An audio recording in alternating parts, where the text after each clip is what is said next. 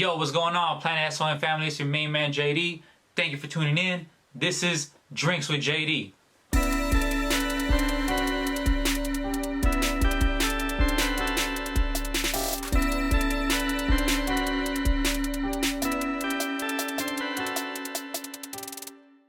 Like as far as like elementary, junior high, and high school? I went to Encanto Elementary, I think for about a year. Yeah. And then I went to King Elementary. So that was Dr. Martin Luther King Elementary School. Yes. And that's where I started learning about more of like Black history. Yeah. And who Martin Luther King. That really impacted me a lot. For sure. To actually do good, to stand up for your own rights. And then they also invited Stevie Wonder. Wow. And I actually got to see Stevie Wonder, and I was just like, oh, wow, who is this person? And then we learned about Stevie Wonder. We learned about so many, like the movement, you know, like Rosa Parks. And not just that, Cesar Chavez. So of course. Many years ago, I think they changed that school to Chavez King Elementary, but I loved it because I learned about my Vietnamese friends, about my Somalian friends, you know, and Filipinos, and when we had potlucks, you know, I didn't know what a potluck was, but then I remember like somebody bringing egg rolls, and we're all used to burritos and stuff, you know, so it's like I was like, wow, like especially in your house, and so I was just like, this is so good. So, I mean, that kind of stuff, I feel like people are missing out.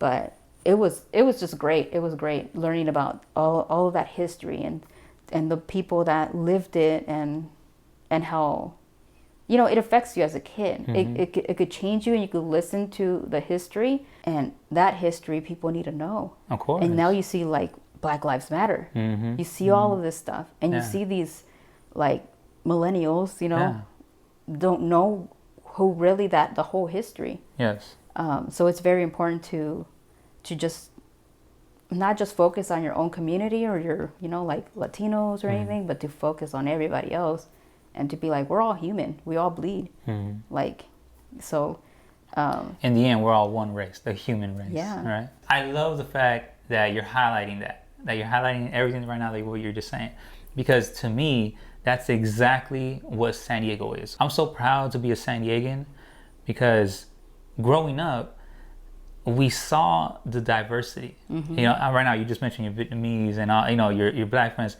That's exactly who I was. I remember elementary school being at Brooklyn Elementary. It's not called that anymore. It's called Albert Einstein Academy, I believe it is. Oh, that's by it's by in Market, Golden Hill, right? No, it's in Golden Hill on 30th. That's where all the smart kids go. Well, I guess Albert Einstein. I guess it's a charter school like that, but it used to be Brooklyn. That's before, you know. But yeah, there was some smart kids there. You know, shout out to my friends from Brooklyn. You know, so the diversity part of San Diego, right? Growing up, I had friends who were born in Cambodia, who were born in Ethiopia, you know, who were born in Guatemala, you know, and we were all just together. And being in the military, I saw that some people in America overall, in different places, how they don't see that much culture, I guess you could say, because their America is something different than what mine was growing up, you know, and mine was full of all these people from Germany and, you know, African American and people with Irish descent, you know, and obviously Mexican, but even different kind of Latinos, you know, from Puerto Ricans to, like I said, Guatemalans, and to us it was normal. I guess when I see the news now, I kind of understand why there's so much divide in our country, because not everybody sees what we saw growing up or what we still see. You know, San Diego is still like that. You know, like, yes, you know, there's bad stuff in every city, you know, there's still racist people here. However, what I see is just a salad bowl of cultures, you know, and we're just all here together, and that's what I love about San Diego, you know. So, but thank you so much for highlighting that, because a lot of people don't see that in San Diego, or it's something that's special about being a San Diegan, right? It is, and a lot of people are not from here, and then they bring in their little minds, and I'm like, nah, man. Like, yeah, like it's not like that. Yeah, be cool like a San Diegan. Yeah. So, I mean, no, I totally understand. Now, you know how right now we're talking about what's common about San Diego, right? San Diego, California, right? This beautiful place. And I know I've talked to people about, well, I highlighted in different videos how I guess you could say the norm is for San Diegans, like how easy it is for us to just go to another country, you know, Mexico, real easy, and then to just drive up to Disneyland. You know, like it's that easy for us. You know, growing up, was that common for you, where you could just go to Mexico or just travel around? I would go to Tijuana, so my mom would always get my clothes or my brother's clothes, and we would take them to Tijuana. That's awesome. That's something that I didn't understand, and I was just like, Mom, these clothes are ugly. Don't buy them for me. So then, like, she would give them to the little girls that are just selling chicles, and they would get so happy. And in me, it opened up my eyes. Like, what do they see? They're ugly. But for them, it's like, I don't have anything. I have rags. And that's when, I mean, who I am now is what my mom is. Basically my mom, my neighborhood.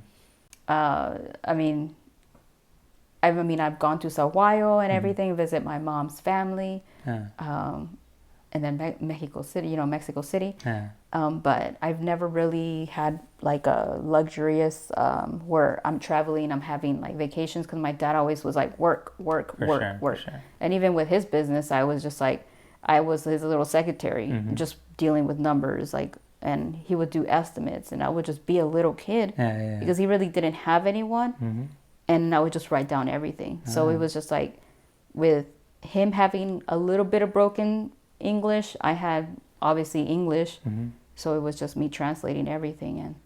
And even though it must have been embarrassing, and some maybe like Americans would have been like, what the hell, but that was normal for us, because him as a little boy, he had to work the farms, and so he never really wasted his time with like, oh yeah, I'm gonna take you guys here, he goes, those who do not eat don't work. I mean, those who do not work don't eat. Sorry. No, that's right. And he would just say that to us. He was like, you're not eating because you're not working. So I think that mentality of us working made us never be lazy. But then I tell people, immigrant that's coming here is basically kicking your butt in a lot of stuff. But we as Americans who are educated here, we take advantage of free healthcare or whatever, you know, like welfare and all this other stuff. But it's like, if an immigrant could buy their house like my parents did, why cannot a U.S. citizen do the same? And it's because it's like your work ethic. So it's like, if, you know, so that's one thing that I want to always teach people. It's like, don't complain that your parents didn't teach you stuff, because I had to learn things my own way, because they knew only the Mexican way, and I had to learn Mexican way and American way. So no, that's true. I 100% agree with you. And I feel that us Americans, we have to, well, let's say, I guess let me ask this question first. Where are your parents from?